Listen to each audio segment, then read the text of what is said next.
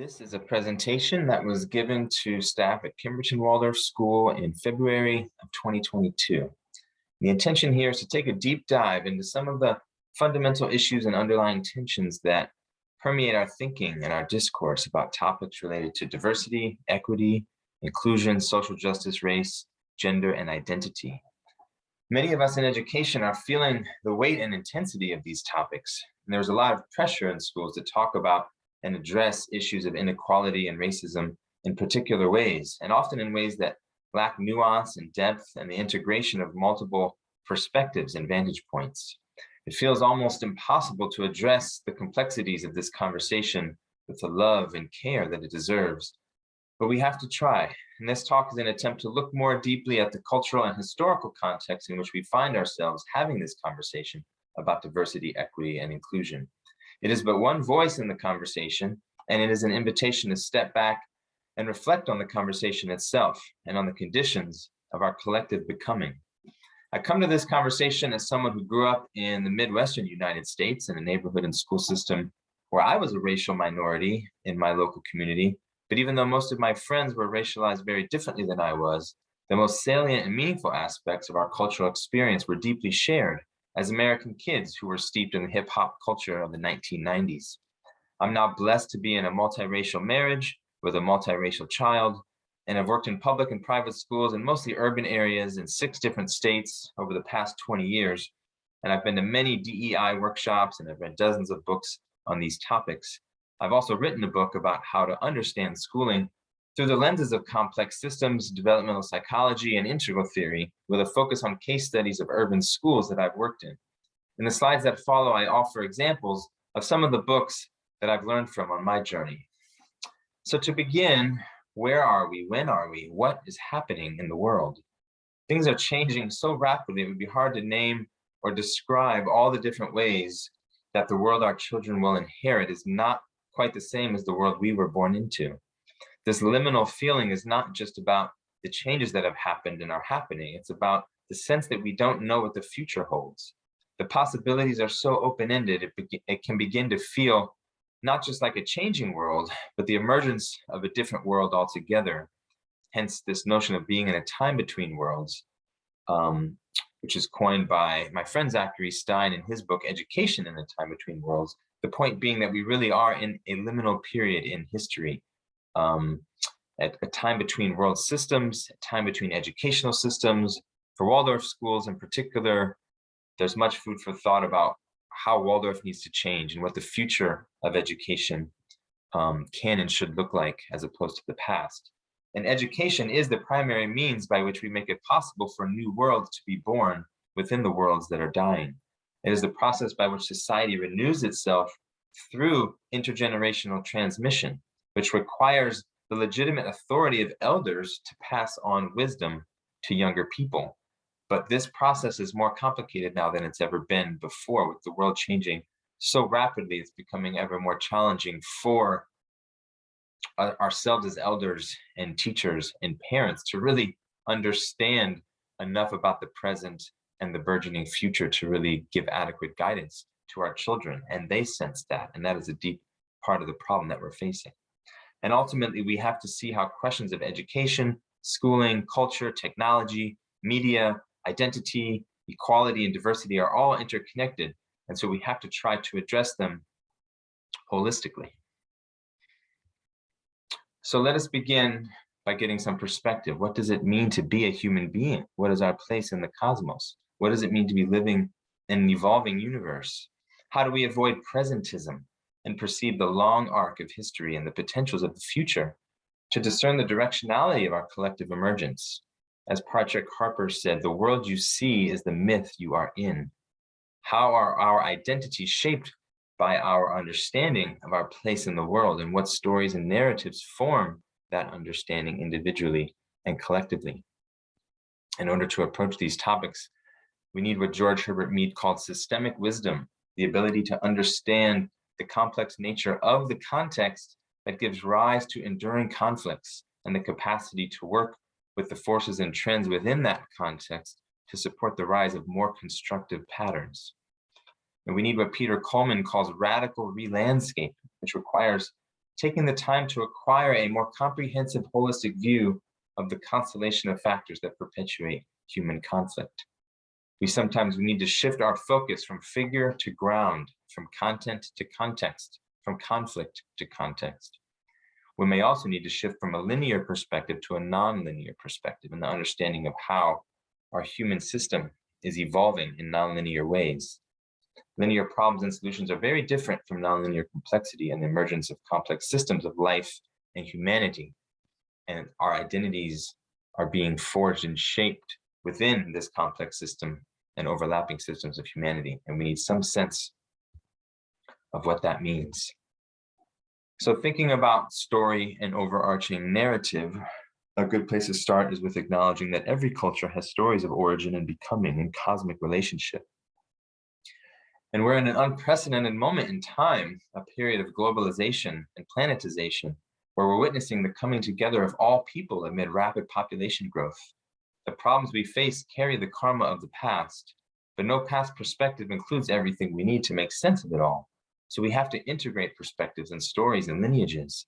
And this is particularly relevant, again, for Waldorf schools. How do we integrate the wisdom of Waldorf and Steiner with other truths, other data, other stories? Much of our problems stem from the confusion of conflicting stories and also the loss of story, the loss of meta-narrative, the loss of grand narrative that helps make sense of the world. We've criticized and deconstructed and sometimes romanticized the stories of the past, but have not integrated and co-created new stories that include everyone adequately. Our understanding of human history must go back much further than modernity and colonization. We have millennia of human suffering and human flourishing to understand, which continues to influence us. As it says on my school's website, the presence of the past always has an impact on our growth as we move into the future. If we fail to integrate and learn from our past, we perpetuate the problems of yesterday. If we want to understand human diversity and diverse human cultures, we have to look at the patterns and stories that have emerged over time and find our common humanity in them. Ultimately, inclusion is not about you or your group joining my group or vice versa, but co-creating a new culture that includes everyone, just as cultures have always changed over time as a result of exposure, movement, and conflict. In addition to understanding diverse cultures and histories, we have to understand the emergence of cultural worldviews and values and how they relate to each other. As structures of meaning making and value and consciousness have emerged over time, there is an ideal that we want to point toward, that as different views and structures and perspectives and values are changed, and as new structures and values emerged, we want to always be able to integrate the important and salient and meaningful aspects of previous structures and other structures so that we can have true unity and diversity and inclusion and integration of values themselves. We want to promote and include the healthy versions of every perspective and worldview and integrate them into our self and culture, and to negate and deny fundamental structures of meaning making is to develop a psychological and cultural shadow. So in this sense, when we look at how we have traditional values, modern values, progressive or postmodern values that have emerged over time, and they're now coexisting in our society and in our very complex culture of different perspectives, what does it mean in this context to be post-progressive potentially, or to be meta-modern or meta-ideological? These are questions that can now arise as we seek to understand the possibilities for identity formation in the 21st century. What would a identity structure be now that is emerging that would actually understand and include and integrate all of these different value structures and not exclusively identify with any of them? So in addition to thinking about traditional, modern, and progressive or postmodern values, I also put this book, The Dawn of Everything, on this slide to remind me that it's a big mistake to associate the underlying structures of worldviews with particular cultures or ethnicities. For instance, we often associate modern values with the European Enlightenment, and the terms equality and inequality did begin to enter common currency in the West in the early 17th century. But this arose largely in the course of debates about the moral and legal implications of Europe's involvement in America. These debates included indigenous statesmen and intellectuals who were invited to speak at salons in European capitals, particularly in Paris, where Montesquieu and Rousseau were often present. The new conceptions of freedom, equality, and fraternity proclaimed during the French and American revolutions were significantly inspired by Europe's contact with indigenous people in America, and by the forceful critiques of European society that Native American delegates articulated. Before that context, there was little questioning of the divine right of kings or absolute monarchies in Europe. And looking back, we can see many of our widely accepted attitudes towards sex, freedom, equality, and other subjects are much closer to those of indigenous Americans of the 17th century than to the Europeans of that time.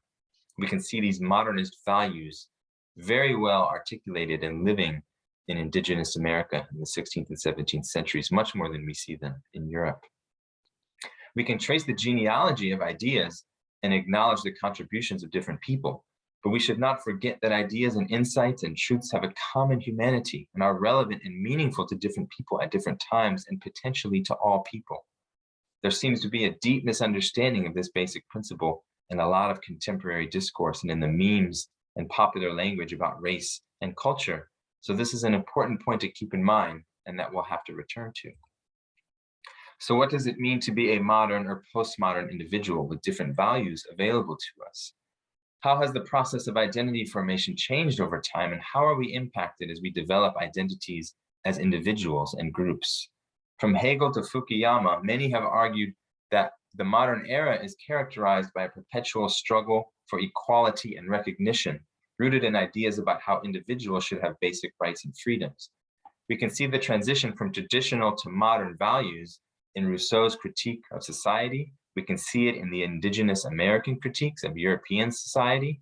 We can see it in the archetype of the modern artist, who may be underappreciated and miserable in their lifetime, feeling stuck in societies that don't live up to their individual ideals. These modern ideals, which emerged out of a cross-cultural and cross-continent exchange, became the driving force behind the cultural transformations of abolitionism, feminism, and civil rights in the United States. The emergence of the modern self leads inevitably to forms of identity politics, which come from a demand for recognition and from a broader social evolution, from agrarian societies with fixed social roles where individual freedom and diverse group identities do not emerge in the same ways they do now, to the spread of democracy based on ideas of individual freedom. And this coincided with major geographical transitions across many cultures and countries, from rural agrarian life to modern urban life, ever since the Industrial Revolution. These major transitions led to a collective need to reestablish shared identities, which often get tied to mythical or nostalgic forms of nationalism or religious fundamentalism. These reestablished group identities, which seek to fill the need for identity and recognition for a displaced group, often end up blaming the world's problems on a scapegoat or outsider or other. We can see this pattern repeated throughout the world up to the present. In the midst of social change and destabilization, we often demand dignity and recognition for our group, and this inevitably leads to intergroup and class conflict. The transition from modernity to postmodernity, we see a further breakdown and destabilization. Beyond the loss of stable cultures and agrarian ways of life, we begin to see a widespread questioning and critique and deconstruction of the very ideals and values that have the potential to bind diverse groups together. The so-called Enlightenment ideals and modern values that framed our Bill of Rights and Constitution, in part because we tend to identify particular ideas with particular groups and have trouble seeing them as universal human potentials and ideals, and this leads to their deconstruction.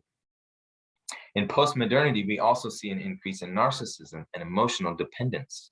We have a dependence on others for self-esteem, but with a loss of shared norms for what is esteemable.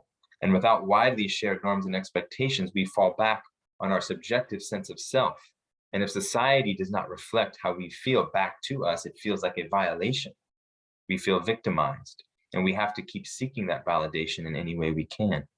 Without an overarching narrative of the world and our place in it, as individuals and as a group, we can lose faith in the future. And this contributes to forms of cynicism and narcissism, and a contraction of concern and a loss of meaning in life.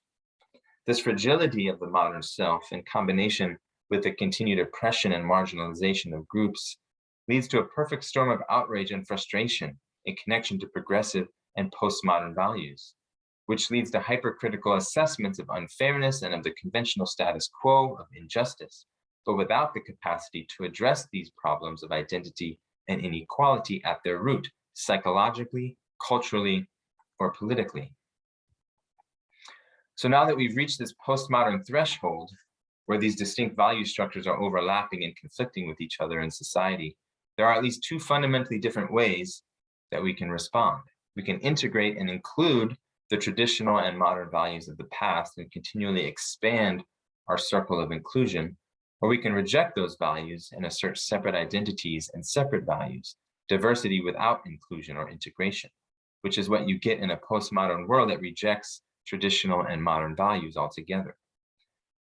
We can see this difference of approach reflected in some of the differences between the civil rights movement and some aspects of contemporary anti-racism. Both are based on fundamental truths about human experience. We are the same and we are different.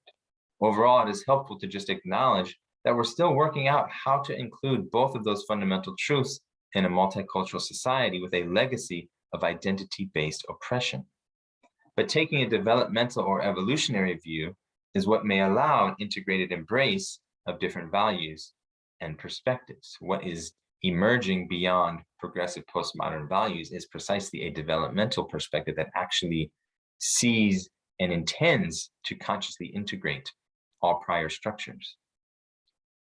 We grew our way into the complexity and conflict that surrounds us, and we'll need to grow our way out of it into the values and perspectives that are now emerging.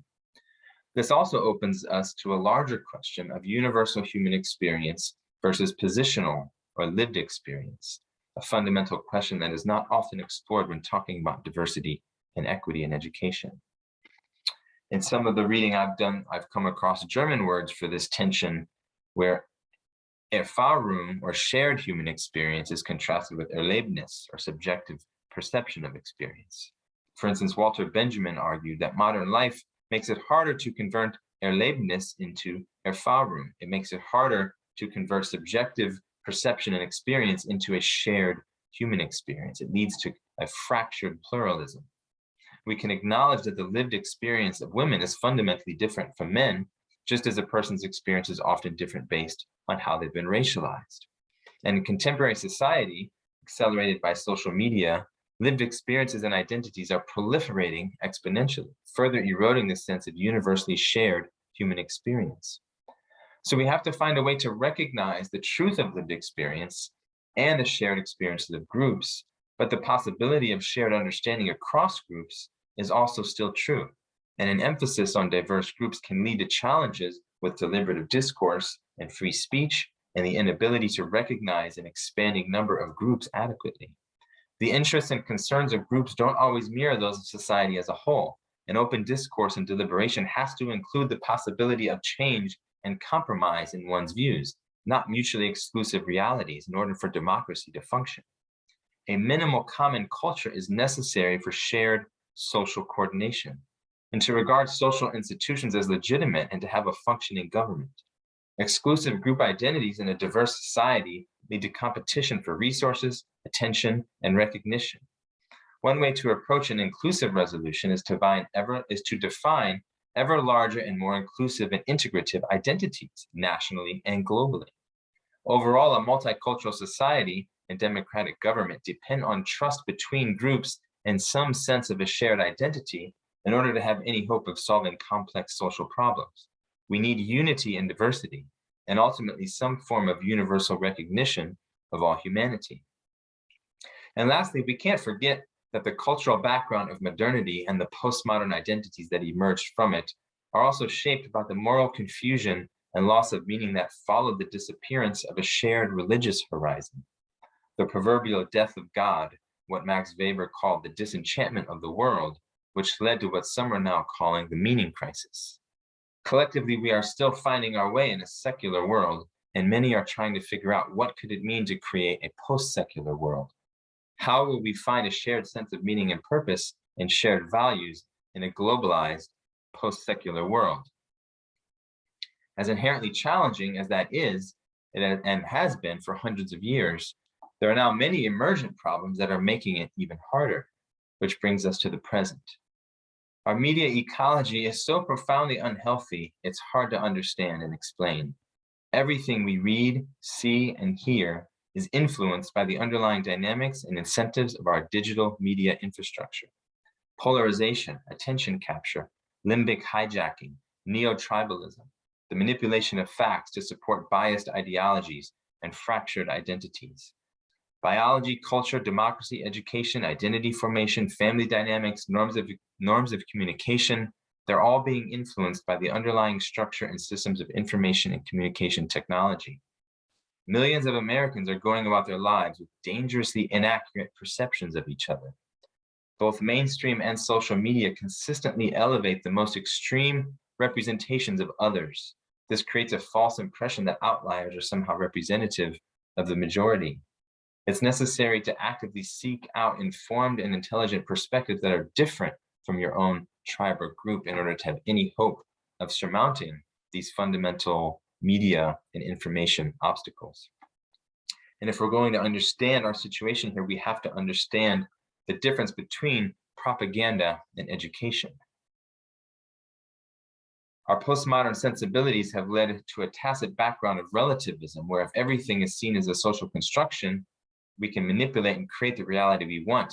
And propaganda has been normalized so that almost all of the communications we get, whether from official channels or even from our own interpersonal connections, we have completely normalized strategic communication and strategic action where we're trying to actually manipulate or convince other people of things, as opposed to genuinely communicative action where we are actually seeking mutual understanding and social integration and solidarity.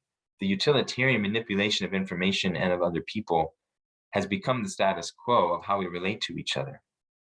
And this relates to good faith versus bad faith communication, as is pointed out in a recent article by the Consilience Project, which is a nonprofit organization that I recommend people look into, in addition to the movie The Social Dilemma, which is associated with the Center for Humane Technology.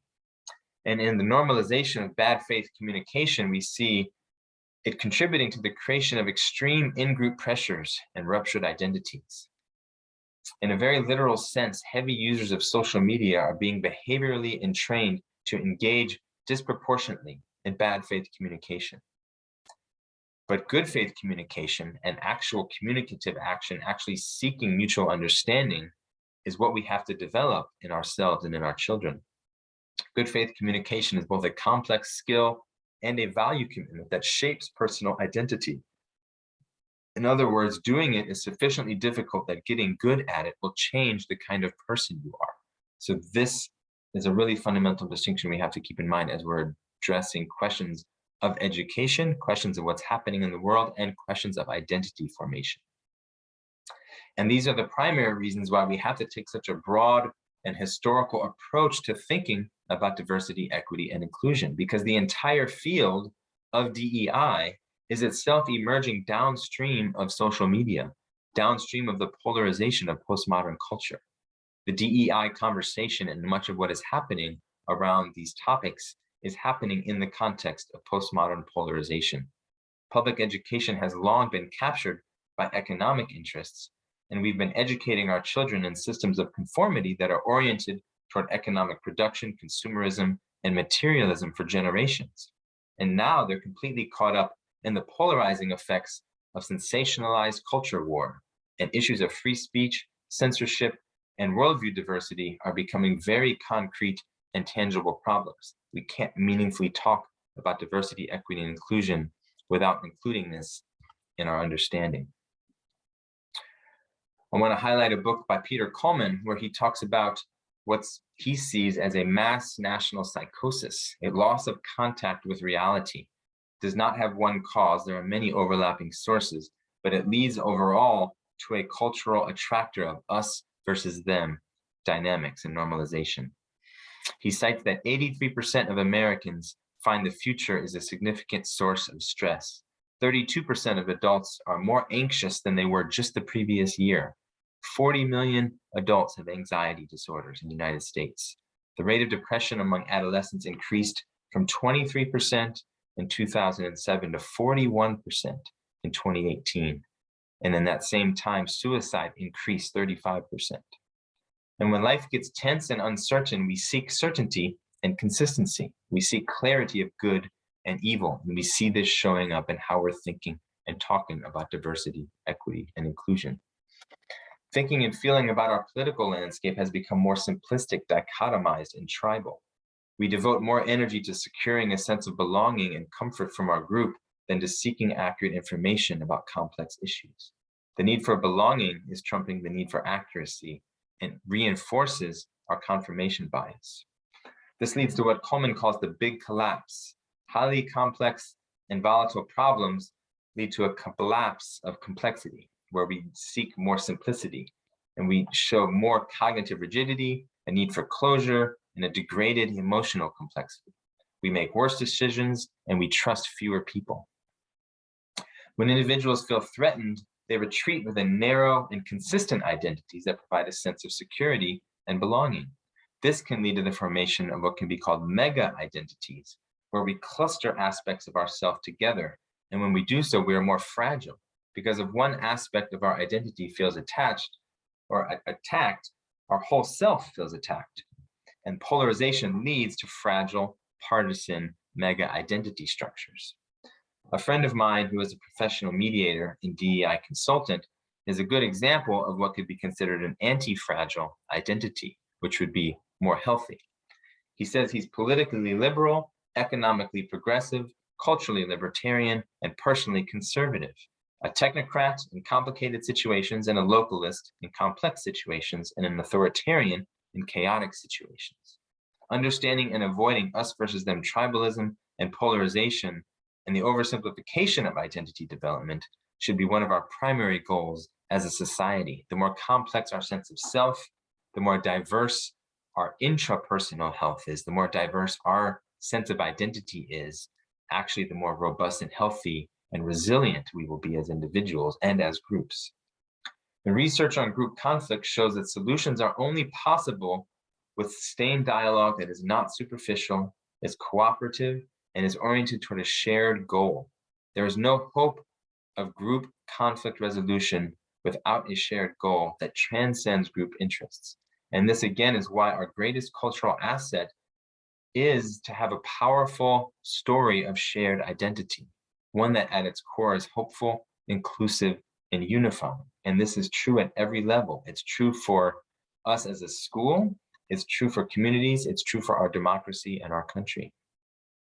Overall, a summary of research for recommendations for systems change show that we need to reflect critically on our own thinking, identify a North Star for a nonlinear journey, seek divergent and diverse sources of information, identify the real sources of problems, and don't react to surface manifestations and symptoms.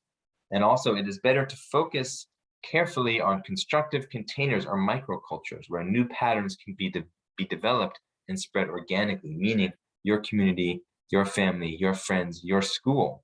And this is what a school community can be and should strive to be, an island of sanity in the chaotic culture that we find ourselves in.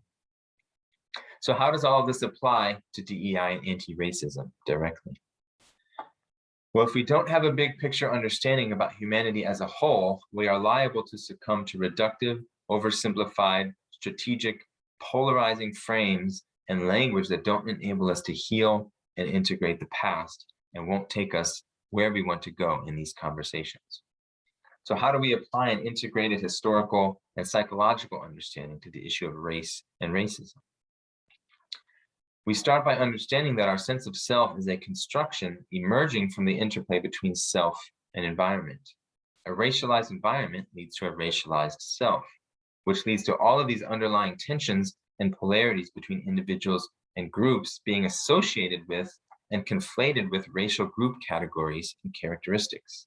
And this makes it harder to see the deeper and more universal structures of inequality and psychology that are operating. And collective trauma mediates encounters between people of different groups who have been racialized in different ways, especially in the United States. Race is a fluid social construction embedded in our sense of self and others, and it was created to legitimize inequality and protect social advantages for those who controlled the economic means of production and capital. The category of whiteness was established in 17th century colonial law and has been a shifting and fluid concept that adjusts to control who is deemed as legitimate and powerful.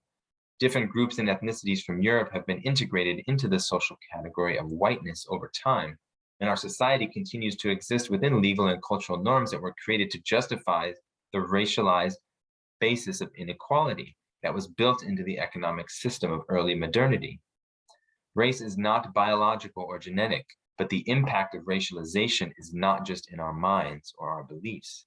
Tensions permeate our society because trauma permeates our society. We are now past the point of being able to recognize a construction as a construction. Human evolution has brought us into our potential to be construct aware and metacognitive and multi-perspectival. But collectively, we don't seem stable or coherent or trusting enough to focus our efforts on the shared goal of forging an emergent collective identity. Many people do this naturally as they grow from group-centric to world-centric values or from traditional to modern values. And the possibility of a post-racial worldview is felt intuitively by many people and is clearly implied by modern values. But there is a lot of aggressive and destructive energy impeding the process individually and collectively. And there's a lot of unintegrated trauma that requires more consciousness and empathic attention to heal in order for these values to actually be realized more consistently. And we have not yet discussed human development, but we need to, because there is a trajectory of individual and cultural development in this process as we move from fundamentally egocentric orientations to ethnocentric or group-centric orientations, where racism and stereotypes and overt racism find their basis of operation. We can grow into becoming consciously not racist, but unconscious of bias, which is where we see the dynamics of the much criticized notion of color blindness, where you're not aware of bias that still exists, and notions of white fragility, and increasing awareness of bias and awareness of the legacy of racism and racialization. All of this is part of the growth process. And this is what most DEI work focuses on, increasing awareness of bias and the ongoing impacts of living in a racialized society. But to navigate this process skillfully, we need what Shakil Chowdhury calls racial pattern recognition and psychological pattern recognition. For instance, understanding in-group bias and implicit bias as fundamental universal features of humanity, not things that are particular to whiteness or white supremacy, but that are fundamentally human. But it's also important to note that implicit bias, while it is a fact, does not control what we do. Implicit association tests have proven to be very poor predictors of behavior.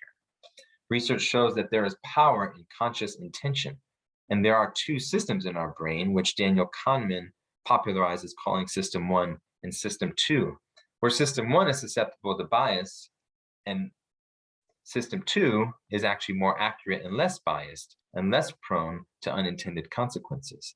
So our clear intentions in this work do have a huge impact on our behavior, and unconscious bias does not need to lead to biased behavior when our intentions are clear. Chowdhury also talks about the growing sense of despair that is very common among people who do DEI work, and he points to the need to avoid reinforcing group divisions related to victims, oppressors, and rescuers. Seeing ourselves as members of these groups or categories is fundamentally counterproductive. We need to distinguish between personal power and social power. Personal power includes psychological and spiritual empowerment, whereas social power includes global rank and local rank, which is context dependent and varies widely from person to person and context to context, meaning we should not overgeneralize or oversimplify questions of power as though one's racialization simply determines one's power in every context, because that is clearly not the case. We need to empower people psychologically and spiritually while seeing and understanding how social power plays out in different ways in different situations. We have to always try our best to avoid reinforcing the stereotypes and generalizations that lie at the root of our psychological patterns and biases. As in education in general, it's typically more effective to focus on what works than to focus on the problem. You have to bolster the healing properties of a system before you attack the disease. Decreasing or eliminating the bad is not the same as increasing the good. For instance, the opposite of conditions of divorce do not create healthy marriages. Factors that prevent war do not create peace. Something I've seen in recent years, as have millions of others, is that many people who are trying to talk about DEI with good intentions often overemphasize our global social rank as a simplified metric of power or rank in relationship to racialization, but they underestimate personal power and then can even use their power to promote greater polarization, fear, and rigidity. This is a pattern that is playing out across our country, which we're seeing much resistance to and which is causing much confusion and is part of the impetus for this talk. Ultimately, the goal is equality of social power and the development of personal power through resilience, conflict competence, and empowerment or anti-fragility. Overall, the DEI field is a changing landscape of concepts and language, in part because there's not a well-established understanding of how different perspectives fit together and how different kinds of truth can converge in some kind of consilience. It's helpful to remember that at minimum, we need to consider something like a biopsychosocial cultural integration, meaning we have to understand the psychological, which can be seen in the upper left quadrant here as self and consciousness and subjectivity. We have to understand the biological, or the upper right, and the behavioral. We have to understand the cultural aspects of our life world, which are represented in this 4-quadrant schema in the lower left. And we have to understand society, technology, and the systems that we are embedded in, which are represented in the lower right. Overall, reality is whole, and we have to learn how to see holistically and stop oversimplifying and reducing reality to abstractions like social construction or systems or biology or genetics or nature or nurture. All of these categories only describe limited aspects of our lived reality. This underlying intention for integration can help us when we try to make sense of the complexity of topics like race and gender. I won't speak much about gender here, but many of the underlying issues that were revealed in our discussion of race are similar but different for the topic of gender, because the question of biology, physiology, brain chemistry is different in questions of the relationship between sex and gender than they are in the questions between race and ethnicity, whereas race actually is in large part, if not totally, a social construct. Gender throughout history, cross-culturally, has been tightly coupled with biological sex, which makes the situation even more complex and makes it even more important to take what could be thought of as an integral view, where we're thinking at least in terms of these 4 fundamental vantage points that have to be integrated. And the image on the right here shows examples of what happens when we oversimplify and we try to reduce reality to just one of these aspects, either just to mind or just to matter or just to systems or just to social constructs of culture.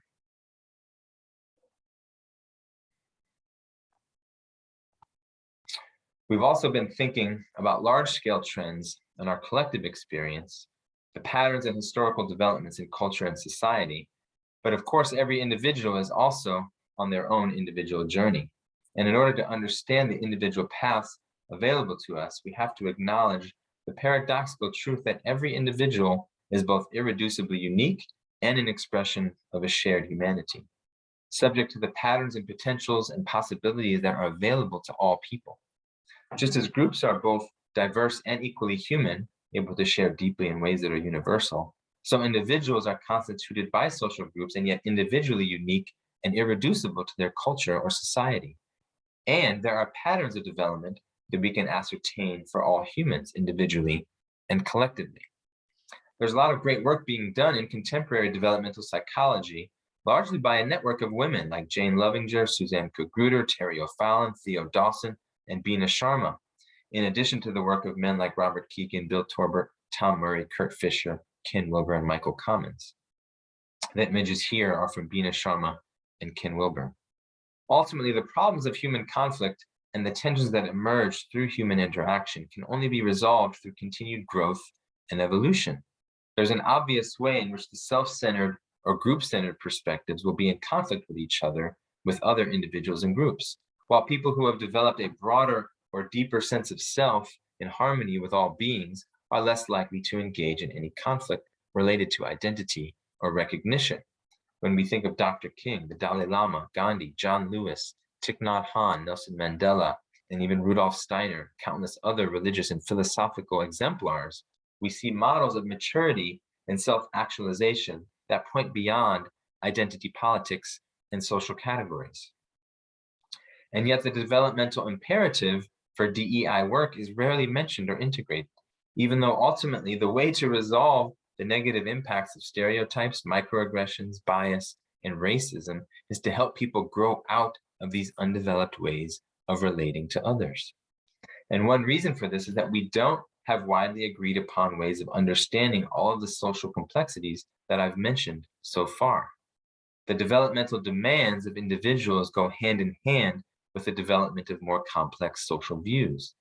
We are in the process as a species of moving through these large-scale developments, from modern globalization to postmodern pluralism to metamodern integration.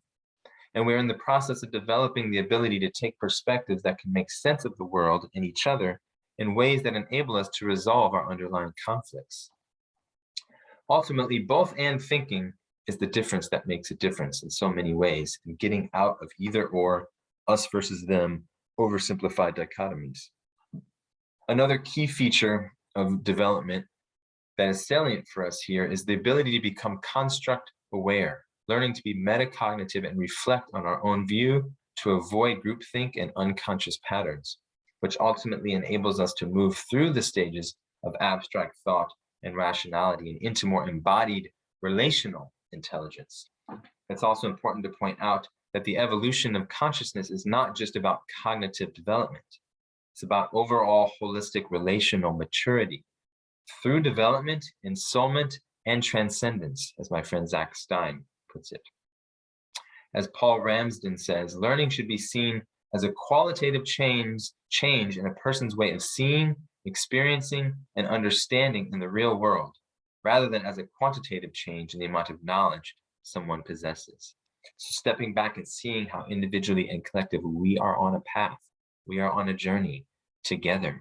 We're all invited to this developmental pathway, and it's not just about cognition, it's not just about Western ways of thinking, it is fundamentally cross-cultural, and it's something that encompasses the evolutionary trajectory of all of humanity as we move from egocentric to ethnocentric to world-centric perspectives, as we move from pre-conventional through conventional and post-conventional perspectives, ever more embracing, ever more inclusive in what we're able to understand, integrate, and embrace. And this brings us full circle to the idea of the great integration, that we can consciously and intentionally include the deep structures of humanity that have emerged over time and across cultures. And it points us toward the need to integrate the modern ideals and creeds that emerged from the interaction between Native Americans and Europeans: solidarity, liberty, and equality. Relevant to Waldorf schools, Rudolf Steiner's prescience and relevance on this is actually pretty amazing. There is much confusion right now about how to relate these ideals, and this is something that Steiner talked about quite a bit in his notion of the threefold social organism and the right relationship between liberty, equality, and fraternity, or solidarity. The world we live in right now is one where economics has infiltrated politics and culture to such an extent that giant media platforms are influencing both free speech and political processes. And we lack cultural clarity about how to maintain the sanctity of individual liberty when faced with such a lack of equality and fraternity. We also have a lot of confusion about how political equality should not necessarily lead to cultural or spiritual equality, right? We need to fundamentally honor people's freedom and liberty in the cultural spiritual sphere while completely ensuring equality in the political sphere, while moving towards ever more solidarity in terms of how we relate to each other economically. As we continue our journey from agrarian traditional society to modern industrial society to postmodern information society to metamodern global interdependence, we will continue to shape the environment that shapes us. We need to utilize our agency to establish healthier cultural ecosystems and inspiring and empowering stories to foster and encourage our positive emergence. And in some sense, everything I've said here is actually a story about our collective humanity and evolution, which can help to heal some of the trauma and divides that we find continuing to emerge as we try to approach questions around diversity and equity and inclusion. The metamodern sensibility of integration that is emerging is one that our children may find more in alignment with their emerging world. And the educational demand of our time is to help people to consciously integrate the diverse wealth of their human legacy, indigenous wisdom, traditional values, modern insights, postmodern complexity, and spiritual wholeness.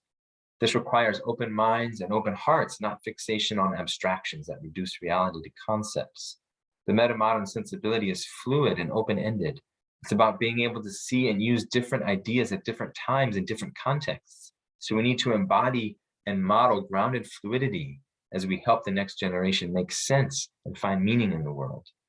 This will require new forms and containers for education and a decentralization of education that liberates the cultural and spiritual work of education from the undue influence of economic and political interests. Only in freedom, with guidance from mature elders, will our children find ways to co-create real and lasting solutions to the complex problems that we've left for them. Our job is to become those elders and to steward that process. Rudolf Steiner said, "We must not chain children's minds to finished concepts, but give them living concepts that can grow and expand further. We must give them concepts that can be transformed.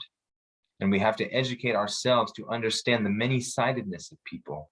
And when we learn to feel ourselves within the whole, then we are well on the way to finding together the kind of relationship that will hold good for people in the future." And so our task is to attune to the evolutionary field in which we're all evolving, to experience ourselves and others as an unfolding process. The more stabilized one's perception and attention becomes, the more expansive one's view becomes, and the more positive potential can emerge.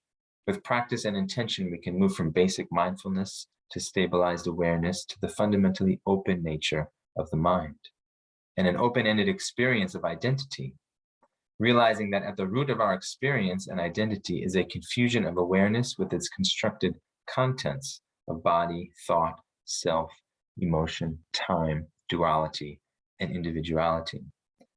When we relax that confusion, the great integration becomes manifest in the innermost presence of our individual experience. Only then can we live together in solidarity, fraternity, equality, liberty, and love.